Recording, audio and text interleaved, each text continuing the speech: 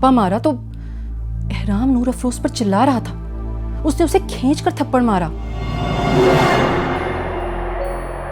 फिर वो मुझसे जबान चलाने लग गई। मेरा तो बस नहीं चल रहा था कि मैं इन दोनों माँ बेटियों को उठा के घर से बाहर फेंकवा दूं।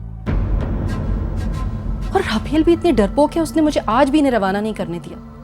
अब आप आ गए ना साईं, प्लीज जान छुड़ाएं हमारी इन दोनों से।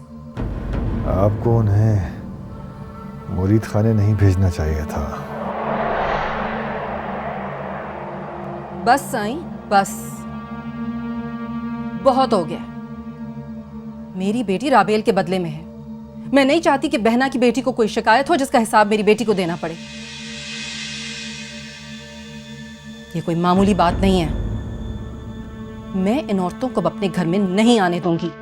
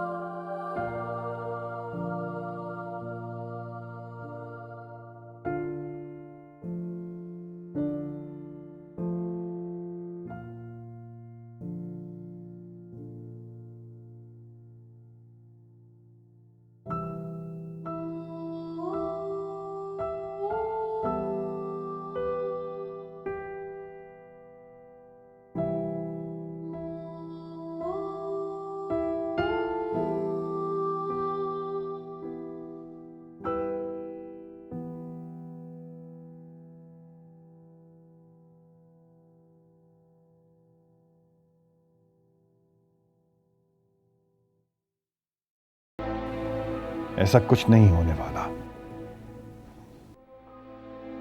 छोड़ दें इस जिक्र को। छोड़ दो, ठीक है, छोड़ देती हूं, चुप हो जाती हूं मैं। आपकी मर्जी है। आप मेरी सुनते ही कहाँ हैं? चुप हो गई मैं बस।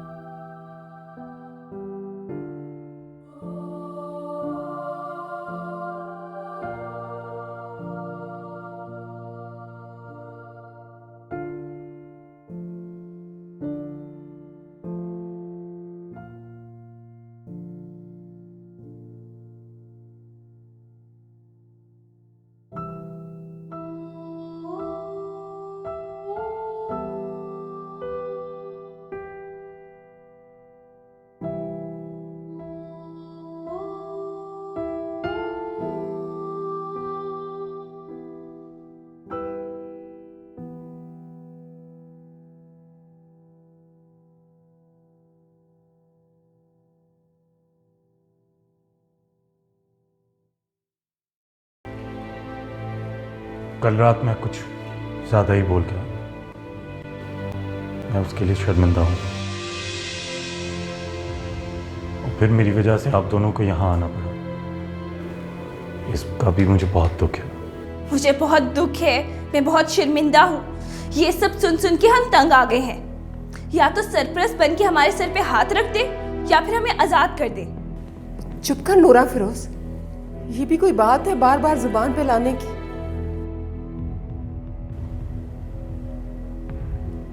आप बैठे सरकार, मैं आती हूँ।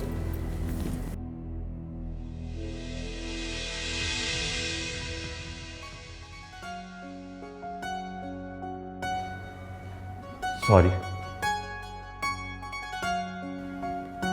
कहा ना आई एम सॉरी। आप ऊपर जाएं अपनी होने वाली बीवी के पास।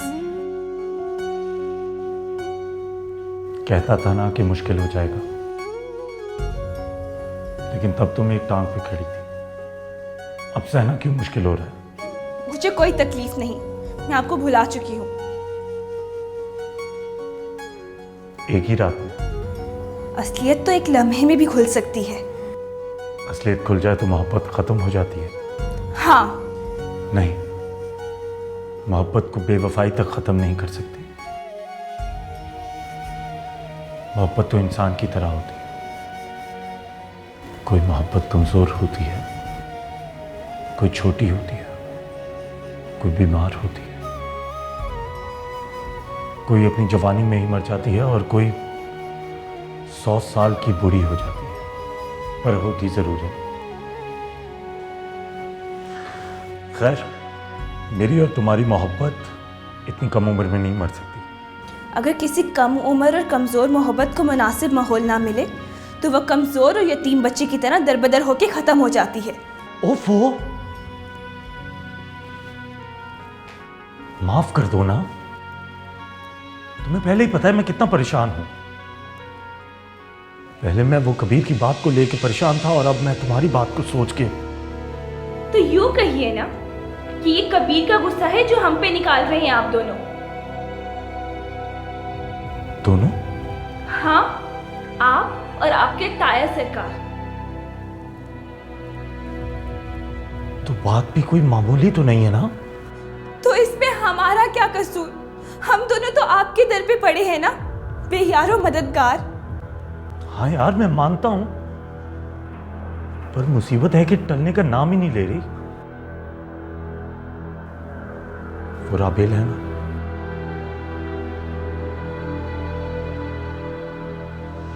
वो प्रेग्नेंट है।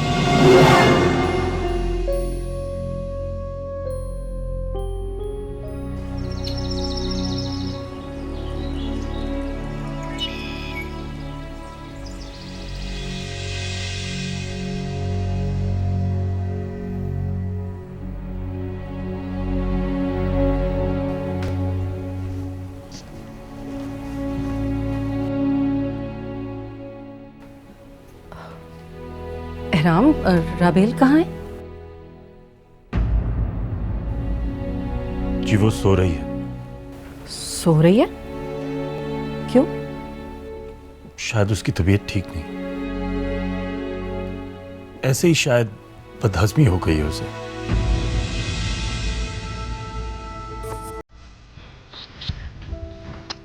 कम से कम मुझे तो बता देते। वो तो शाजिया ने मुझे बताया कि दुल्हन मुर्शिद ने नाश्ता भी नहीं किया और वो सो रही है। कुछ खाया उसने? नहीं। क्यों? क्यों नहीं खाया? मुझे क्या पता। मैं देखती हूँ। मैं भी आती हूँ। बहना, आप भी आ जाएं। आपकी बेटी गैरों में नहीं ब्याही गई। हाँ हाँ, आती हूँ मैं।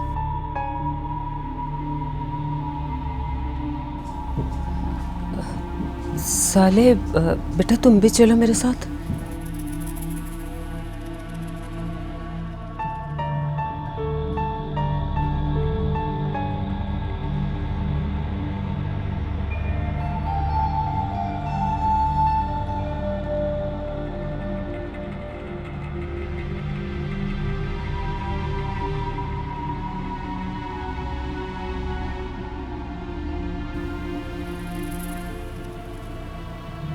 एहराम, एहराम। जीता है सरकार। क्या हुआ है? वो प्रेग्नेंट रहता है सरकार। क्या?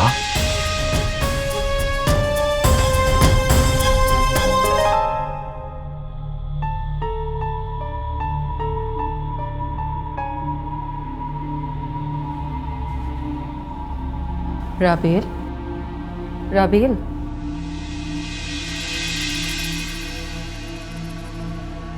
राबेल, राबेल।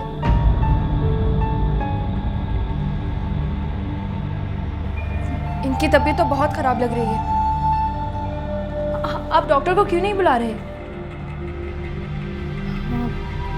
राबेल, आंखें तो खोलो बेटा, बात करो। राबेल,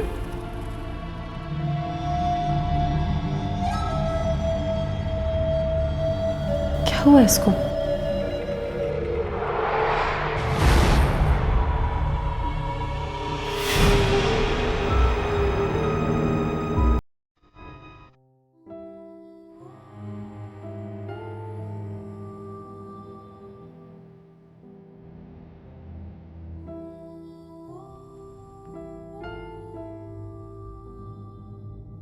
अम्मा, कम से कम राबेल आपी का ख्याल रखना चाहिए था आपको। मुझे क्या मालूम था कि इतना ज़्यादा ब्लड प्रेशर लोगा कि बेहोश हो जाएगी। मैं तो समझी वैसे ही थोड़ी सी तबीयत ख़राब होगी बस।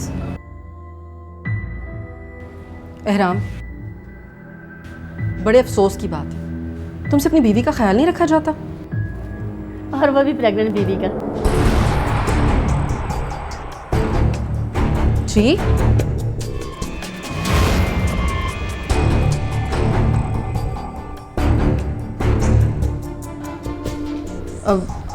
अभी तो उनकी शादी को सिर्फ 1 महीना हुआ है। बाज़ औक़ात प्रेगनेंसी के अलामात कुछ पहले ही स्टार्ट हो जाती हैं। इनको रात भर उल्टियाँ होती रही हैं, जिसकी वजह से डिहाइड्रेशन हो गई है। इनकी हालत जैसे ही कुछ बेहतर होती है, इनका अल्ट्रासाउंड भी कर लेते हैं और ब्लड टेस्ट भी करवाएंगे।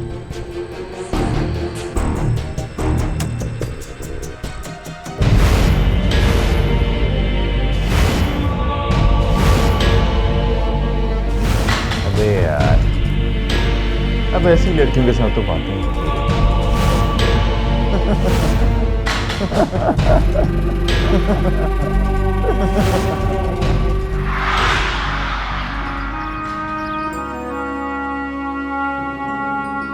लड़कियों जल्दी जल्दी आओ, जल्दी आ जाओ, तुम्हें मिठाई खिलाऊं।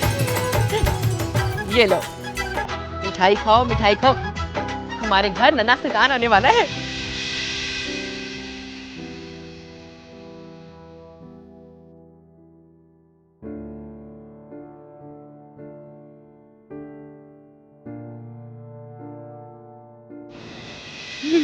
ये लो, तुम भी खाओ।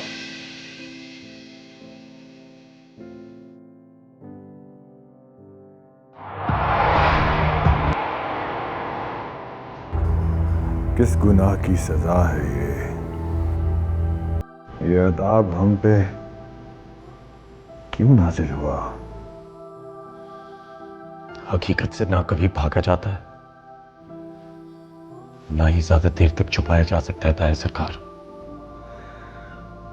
ये कुदरत का इंसाफ ही तो है कि मेरी जायज बेटी मुलाजिमों के साथ इस घर में रहे और मैं कबीर का बच्चा दादा बन के पालूं। पर मैं उस बच्चे का बाप नहीं बनूंगा। नूर अफरोज अब कभी भी बगावत कर दी। आप किसी भी तरह राबेल को उसके शौहर के हवाले कर दे। नूर अफरोज अब एक और आजमाइश से नहीं गुजर सकती। ये सब उन्हीं की वजह से तो हुआ है। ये सब हमारी वजह से।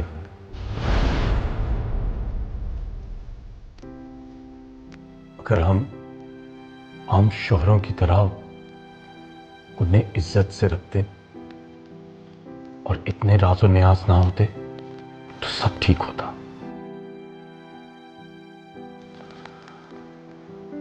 आखिर हमने उन्हें दिया ही क्या है? बेबसी, बेइज्जती और अब तो दरबदरी भी। क्या हो गया अगर कबीर को हमसे नफरत हो भी गई तो? क्यों वो मलका चाची की तरह हाथ बांधकर जो हुक्म सरकार कहता? ये वार तो उसका बनता था।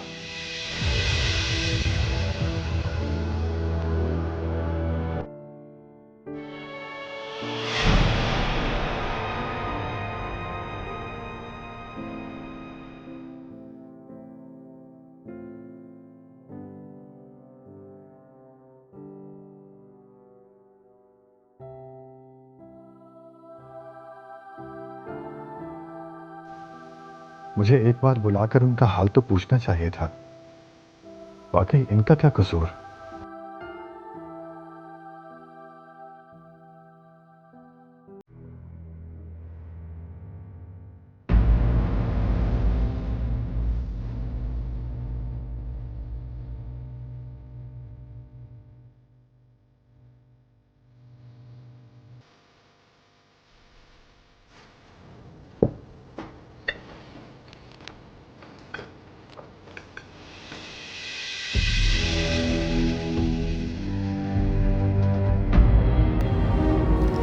साईं, आप आ जाएं तो हम खाना शुरू करें। कब से आपका इंतजार कर रहे हैं। ये नूर अफरोज और मलका कहाँ है? मुरीद खाने में ही होंगी, जाहिर है। वहां तो नहीं है। एहराम,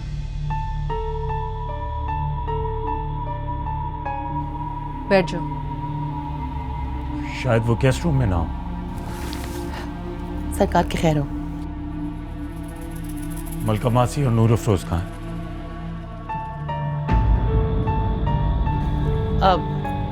मुरीद खाने में। अभी 1-2 घंटा पहले तो मैं मिठाई देकर आई हूँ।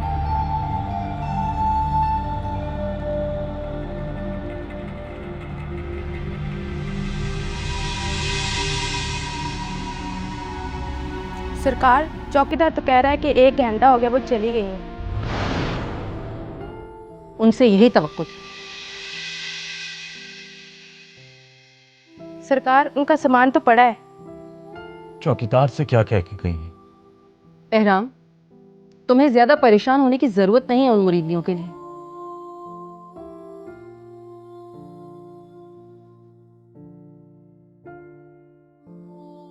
सब खाने पर इंतजार कर रहे हैं, मेहमान हैं हमारे। बैठो यहां पर।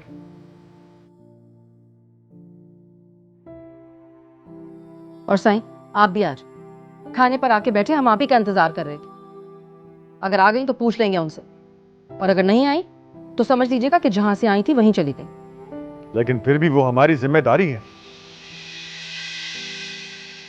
वो हमारी जिम्मेदारी सिर्फ तब तक थी जब तक हमारी पनाह में थी।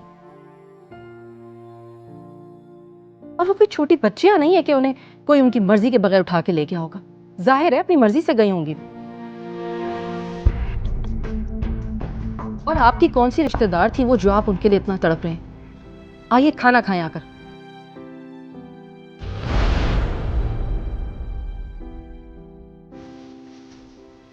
मेरा ख्याल है कि मुझे उनके पीछे जाना चाहिए। वो ज्यादा दूर नहीं गई होंगी। नहीं, अभी आने दो।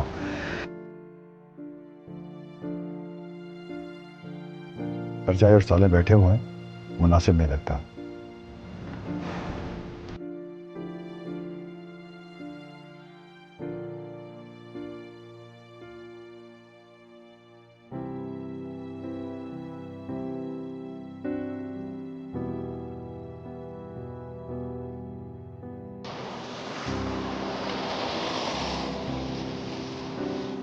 हमें सरकार से इजाज़त लेके जाना चाहिए था।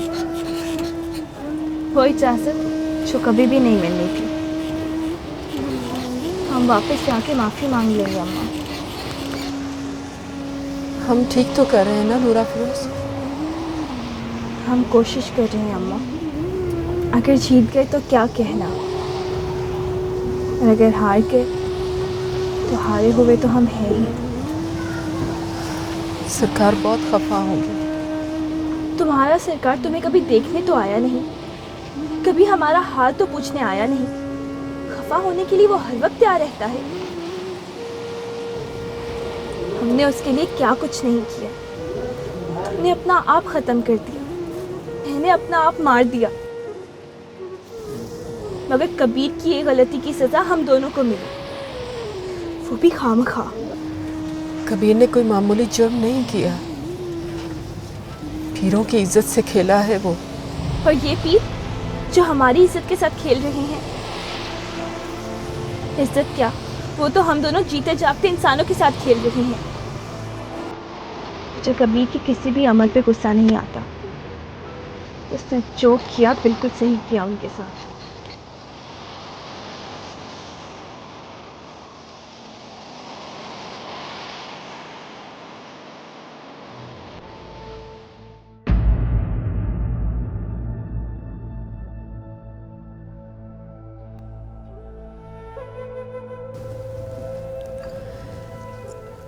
आज आपका दामाद आपके पास ही रहेगा। मैं अब चलती हूँ।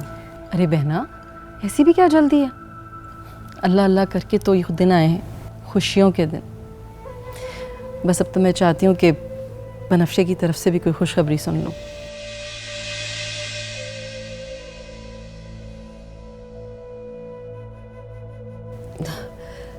हाँ हाँ, इंशाल्लाह ज़रूर। अल्लाह वो दिन भी लेके आएगा। मेरी तबीयत कुछ ठीक नहीं है शहरबानो, मैं घर जाती हूँ।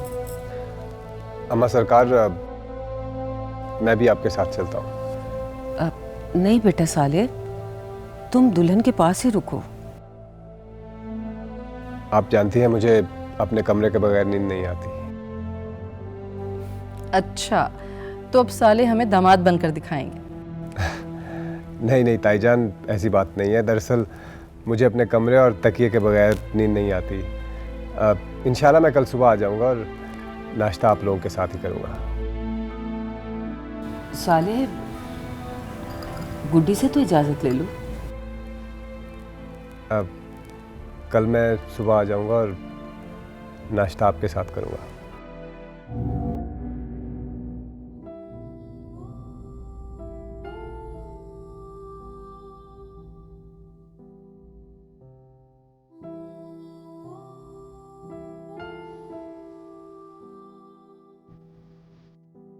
बहना, राबेल से तो मिल लेती हैं आप।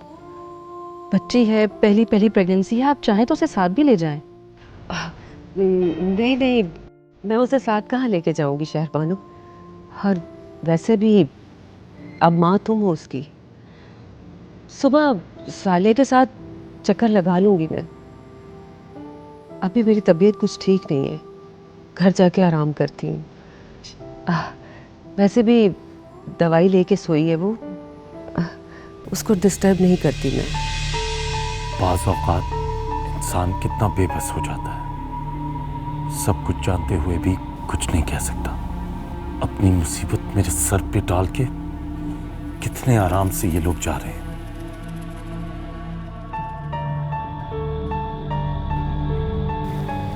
चल।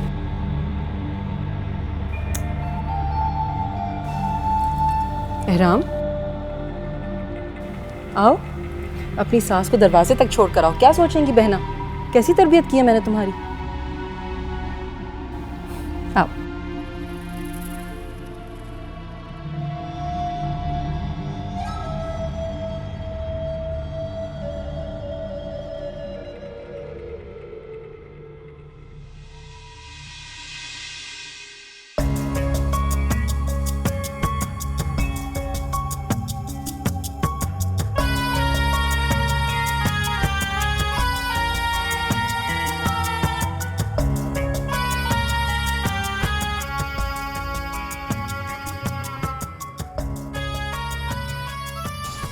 साले, क्या तेरे दिल में भी वही वसवसा है जो मेरे दिल में घर किए बैठा है? अगर ये बात सच है तो अल्लाह करे राबेल मर जाए या फिर मैं मर जाऊं। अल्लाह ना करे, ऐसा मत बोल बेटा। ताया सरकार और एहराम से नजरें नहीं मिला पा रहा मैं। अगर सचमुच ऐसी बात निकली और कबीर ने दावा कर दिया तो जो अल्लाह की मर्जी, जितनी जिद्दत हमारे नसीब में लिखी झेल लेंगे हम। अम्मा, मेरी जिंदगी तो जैसे उसकी हंसी में कहीं खो गई है।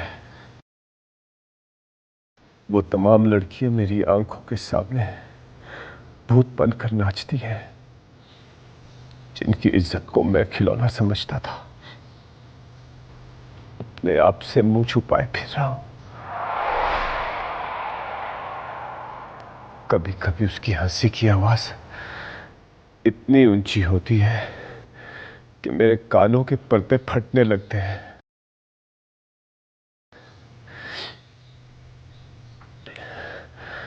जिल्लत और बदनामी के डर से सोया हुआ हड़बड़ा के उठ खड़ा होता हूं।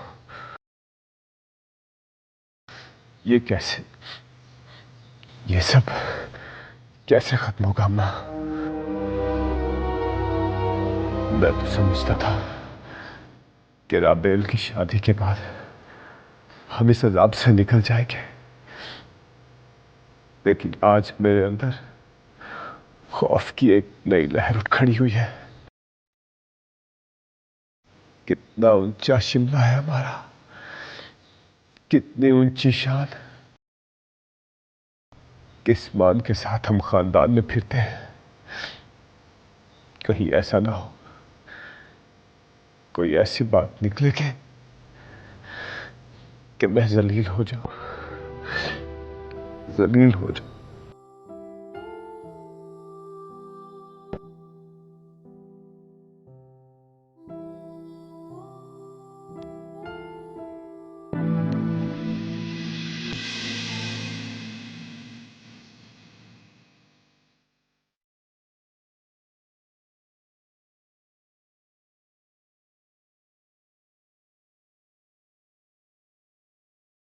राम,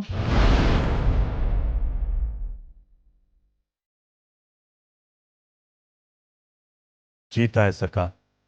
इतनी रात गए कहाँ जा रहे हो? मुझे पता है वो कहाँ गई। मैं उन्हें वापस लेने जा रहा। पता तो मुझे भी है कि वो कहाँ है, लेकिन अभी उन्हें देखो कि वो क्या करती हैं, क्या चाहती हैं। ताया सरकार, उन बेचारियों में आपसे क्या चाहना है?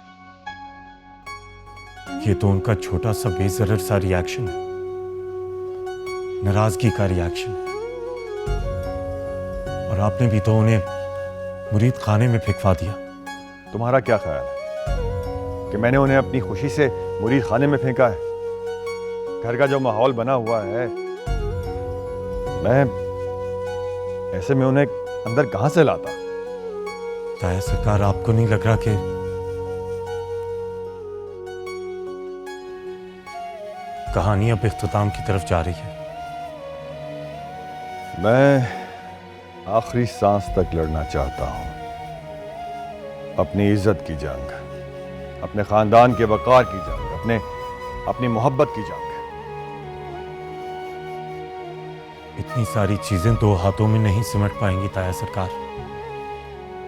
कुछ ना कुछ छोड़ना होगा। तुम मुझे बताओ, तुम आंख, हवा और पानी में से कोई एक चीज छोड़ सकते हो? ताया सरकार, अब आपसे कौन बहस करे? मैं उन्हें वापस लेने जा रहा हूं। अभी तुम सो जाओ, नमाज फजर के बाद साथ चलेंगे। इस वक्त गए तो तुम्हारी ताई के सवालात की बूछाड़ होगी। वो वैसे भी किसी गैर के पास नहीं गई। हो सकता है कि कबीर को आमादा कर लें वो तलाक देने के लिए। ताया सरकार, मैं कबीर के बच्चे का बाप नहीं बनूंगा। अगर आपने इस बात पे दोबारा जोर दिया तो मैं सब छोड़ के इंग्लैंड वापस चला जाऊंगा। इस आजमाइश से गुजरना मेरे पास की बात नहीं। अच्छा बाबा, सोचने तो दो, देखते हैं कि क्या किया जा सकता है।